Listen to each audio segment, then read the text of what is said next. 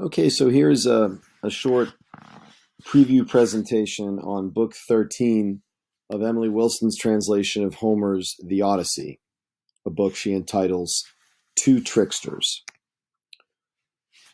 A question that comes up throughout the epic, throughout all epics really, but throughout this chapter specifically, is the notion of God, or in this case, gods, being on your side. And there's this great Abe Lincoln quote that is I guess, a Christian version of what a lot of the discussion is in the poem, as was discussed previously, as Socrates' dialogue, the Euthyphro, reminds us that in a polytheistic world of many gods who disagree with each other, being obedient to the gods, being pious, is a tricky business.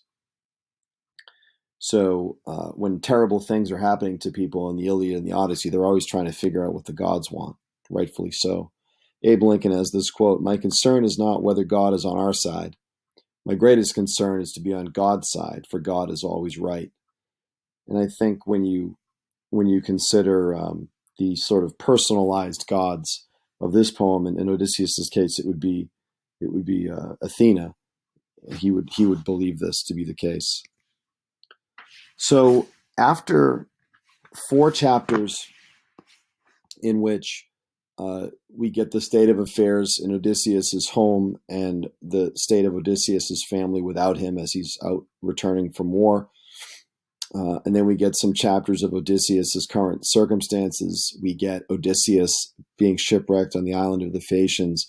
And then chapters 9, 10, 11, and 12 being flashbacks. We finally return to the present, and Book 13 begins with Odysseus having finished his autobiography to the Phaeacian court, to Alcinous, to Arete, Nausicaa, and the court of the Phaeacians. And strangely, this 24-book epic poem, which centers on a hero returning home from war, spoiler alert, the hero returns home from war. But the really strange thing is, if you had never read this before, and I were to ask you, in which chapter in a 24-chapter story would the hero return home, you probably wouldn't say chapter 13, but the answer is 13. So I think a good thing to do, and you're probably getting used to me saying this, is write a list of predictions, maybe on page 316 of your translation of the poem in the beginning of Book 13. It's a way to engage the text.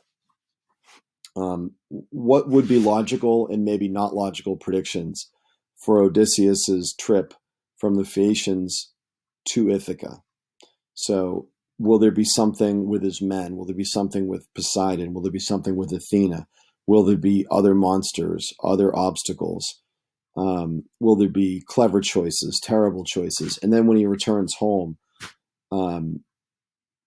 what will he encounter when he returns home? So these are just some things to consider. Make some predictions. So the first 3 or so pages of Book 13 is the ending of his recent autobiography, The Return Home from War. And what you get is, it says, after he finished, all were silent, spellbound. So you do get this idea that his audience, obviously, they've never heard anything like this. We know that the Phaeacians, they play sports, but they're not a warrior culture. So all of this it's almost like science fiction to them.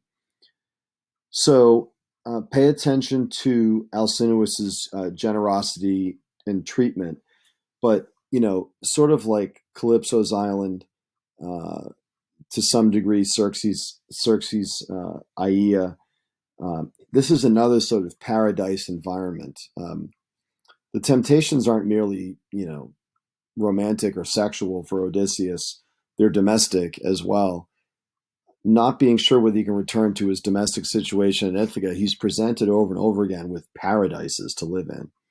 So, and with the Phaeacians, he's even offered Nausicaa, this beautiful young girl, to be his bride. So what's curious is in line 28, he's being treated really well as after his story ends. And in line 28 on page 317, if you go there, again, as I preview this, maybe bracket or mark up your book a little bit, 28. But all the while where The king is showering him with gifts. Odysseus kept turning his head toward the shining sun, impatient for it to set. He longed to leave. So circle that, epic simile alert, right? So we're talking about what is it like for this man to want to leave now? How powerful and strong is that? Homer says, it's like when a man is desperate for dinner time after he spends the whole day with his oxen, dragging the jointed plow across the field, and he welcomes sunset when he can go home to eat. His legs are aching on the way. Just so Odysseus was glad of sunset. So on the surface, it looks like Odysseus wanting to return home from an arduous journey is like a laboring man wanting to return home for dinner after an arduous day of work. But that notion of home is strong here. So that's a really interesting moment. So, Odysseus, there's pleasantries to the king and queen, and he falls asleep. The farewell could not have gone better. He longs for home. He's treated with great hospitality. So, not sure if you predicted this. Congratulations if you did. Poseidon is still upset.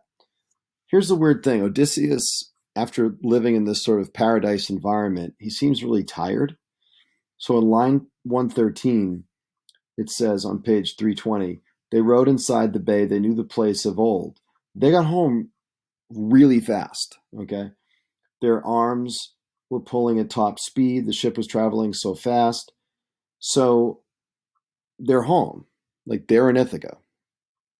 And go to the little tiny paragraph on page 320. It's around line 125.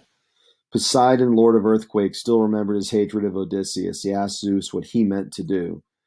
And Poseidon says, line 128, O Father Zeus, I will lose all my standing with the gods since mortals fail to honor me, though these Phaeacians are my own descendants. Remember, these people that were just nice to Odysseus, their kind of sponsor god is Poseidon himself. So those very delicate set of moments there. I always said Odysseus would reach home in the end. Now, so Poseidon's justifiably angry. Pay attention really closely to what Zeus's response is on the next page, 141. Storm god, line 141. Storm god Zeus exclaimed, Earthshaker.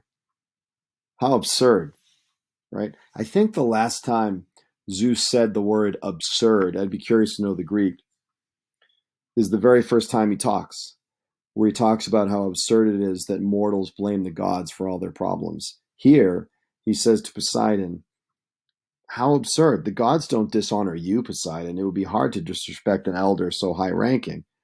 If willful humans fail to show respect, then punish them. You always have that power. Do as you wish. So Poseidon says, I was always deferring to you. And Zeus actually gives him suggestions for destruction. Line 155. The cloud lord Zeus said, Brother, I suggest that while the people in the city watch, you turn the ship arriving into stone, still looking like a ship. They'll all be shocked. Then you can surround their town with a huge mountain. So there's all these sort of nefarious plans. Now, what's interesting is, and if I recall, Jonathan Shea makes a lot of points on this, and I might do more of a deep dive later, but we have a veteran who doesn't recognize his homeland.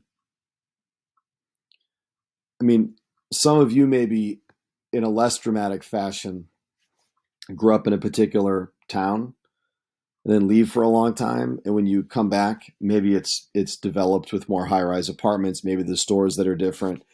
I think it's a pretty common human experience to be away from an area and return and not recognize it. But there might be some other things lurking in Odysseus after being what he's been through, not recognizing his homeland. Go to the bottom of page 322. It's line 187. Meanwhile, Odysseus, who'd been sleeping in his own native land of Ithaca, woke up again, but did not recognize the place from which he'd been absent for so long. Athena cast a mist upon it. Okay. It says, so she could tell him how things stood and make him unrecognizable to his own wife and family and neighbors till he paid the suitors back for how they misbehaved. So this, again, when we're talking about Odysseus's heroism, we have to be honest about the fact that Athena is very much steering and controlling and stage managing these moments. Maybe she knows that if he just landed, showed up in court and saw these suitors behaving the way they are, eating what they're eating, drinking what they're drinking, hitting on his wife, that he'd lose it and maybe he would get killed and they'd overwhelm him. So maybe she sees, it as more safe and more appropriate to gradually sort of re-indoctrinate him into his own homeland. Then Odysseus in line 200, there's these beautiful moments throughout the poem that could be the words of frankly any refugee now in the world. Line 200, where am I now? Are those who live here violent and cruel? Or are they kind to strangers, folks who fear the gods? Where can I carry all my treasure? Where can I go wandering? If only I had remained there in Phaeacia till I went on to some other mighty king who might have been my friend and helped me home. And then this sad, simple question, where can I leave my things? Not here for sure, they'll be stolen. So he asked these very sort of human refugee, remember the word immigrant and the word for stranger in Greek is the same word. Really interesting set of moments here, really worth talking about much more than I am. And I don't want to read lots of the ending, but Athena, in disguise as a shepherd, talks to Odysseus in Ithaca. And Odysseus, if you go to page 325, he doesn't know that he's talking to Athena, so he lies. He pretends to be in exile. He pretends to be from the town of Crete. He pretends to not really know about Ithaca. Now, in the previous deep dive, I said that according to Dr. Jonathan Shea, who works with veterans with PTSD, that one of the traits combat veterans master is control of all sort of high-level emotions. Think of what Odysseus has to restrain in himself. He's back home. This is his 20-year-old, 2-decade-long dream. Think of what he wants to do and say and feel. And instead, he mutes all of those thoughts and feelings because he's not sure if this person's safe. So pay attention to the story he invents. And then I just want to share Athena's response to him on page 326, line 292. And I think I'm correct in saying this is the first time Athena sort of outwardly reveals herself as herself to a mortal. She says in line 292, to outwit you and all your tricks, a person or a god would need to be an expert at deceit, you clever rascal, so duplicitous, so talented at lying. You love fiction and tricks so deeply you refuse to stop, even in your own land. Yes, both of us are smart. No man can plan and talk like you, and I'm known among the gods for insight and craftiness. You fail to recognize me. I mean, she's disguised as a shepherd, but anyway. She says, I am Athena, child of Zeus. I always stand near you and take care of you in all your hardships. I made sure that you were welcomed by the Phaeacians. I have come here now to weave a plan with you and hide the treasure which, thanks to me, they gave you to take home. I know gods don't need kleos. They don't need glory. They're immortal in a real way, whereas kleos gives you a sort of narrative, like story-based immortality. But Athena and the gods seem really hell-bent on getting the credit when they deserve it. It's interesting. They have, desires and sort of human personalities to a degree. She says, I will reveal the challenges you face at home. This is your fate, and you must bear it bravely, not telling any man or woman since you've finished wandering, come back, suffer in silence, bear their brutal treatment. So think of this. Not only does he have to restrain his excitement of being home, what she ends up doing is disguising him as a weak beggar. She artificially ages him, and she says, you're going to get abused by all the suitors and who knows who else, and you have to grin and bear it until we get the right time, until it's the right time to fight to fight back. So here are just a couple of things worthy of reflection after listening to and reading book 13. There's two epic similes that I think are interesting, and epic similes are something that it's not bad occasionally to stop and ask, why is he stopping here to make me pay attention? So the first one is book 13, line 28 to 36. Odysseus talks about longing to leave the Phaeacians, and that's connected, as I said earlier, to a working man's desire to return home for dinner. Sorry about the proofreading here. And then later on in line 80, the ship's speed going home towards his home is compared to the speed of battle horses. So read those carefully and ask yourself, why am I being asked to pay attention to these things, and why are they being compared to the things they're being compared to at this moment? And secondly, I can't help but to ask, the chapter is called The Two Tricksters. Tricksters is a negative term. It has a negative connotation, but like the word metis, the quality that Odysseus is known for. Remember, Metis is one of the parents of Athena. It's Athena's mother, the god of sort of cunning and trickery and cleverness. The two tricksters are Odysseus and Athena, right? So why do you think after decades together, Athena and Odysseus are still deceiving each other, using disguises and telling lies? So I hope this introduction is helpful for you, and I hope it helps you read and appreciate book 13. Happy reading.